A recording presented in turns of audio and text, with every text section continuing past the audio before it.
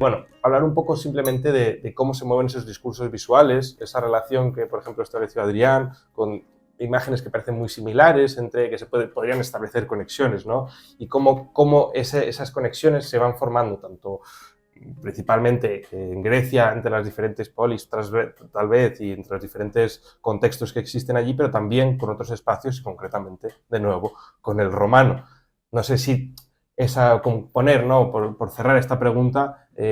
representar, ¿no? Esa idea del discurso material, cómo se va expandiendo, cómo se va moviendo, el discurso visual, que igual es lo que más interesante puede ser,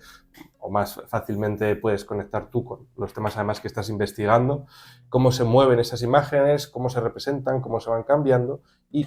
por último, en cuanto a cerámicas griegas y romanas, si nos puedes dar alguna clave también para poder distinguir si existe una gran variedad, sin entrar en tipologías y entrar en aspectos igual más técnicos, si existen esas grandes diferencias, esos puntos, por ejemplo, la griega mucho más centrada en esas visiones, esas pinturas, naranja sobre negro, negro sobre naranja, que igual el público puede encontrar más comúnmente. Sí. Pues bueno, digamos que en el caso de la cultura griega hay una mayor preponderancia para desarrollar, pues digamos, estas artes decorativas en los distintos tipos de cerámicas, cráteras, kílix, etcétera, etcétera, distintos pues, medios de expresión que utilizan los griegos. Y esto también está en la propia naturaleza de que tienen, bueno, que entienden ellos su propia sociedad, esa ecúmene, digamos, de todos los pueblos de Grecia, no solo en la Hélade, sino en Cirenaica, es decir, en el norte de África, digamos también en Sicilia, con el Metoponto, etcétera, etcétera, esos espacios, incluso llegando pues al actual Marsella, colonia Massalia, bueno, y en la península ibérica, pues utilizan,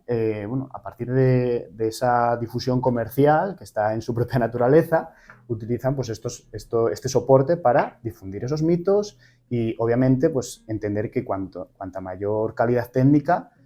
es un producto también en parte de lujo y que también se va a exponer en esos centros de representación que tengan pues, en esas colonias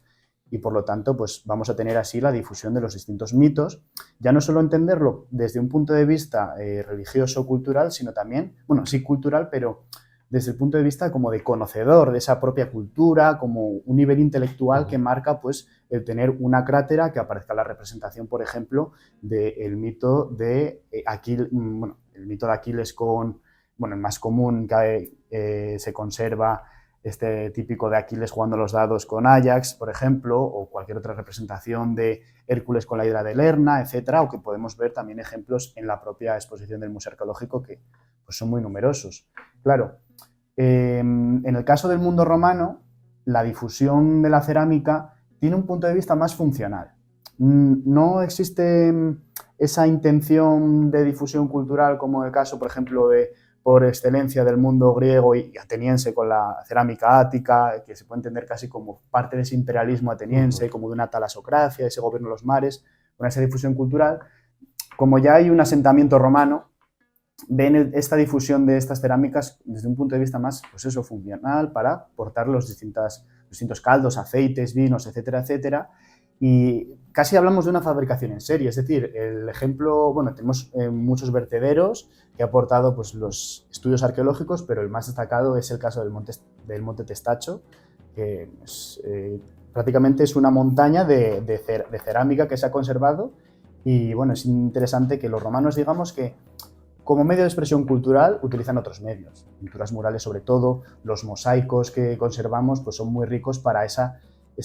representación de temas mitológicos que vemos, por ejemplo, en las cerámicas. Ese, digamos, es el punto de mayor diferencia entre ellos.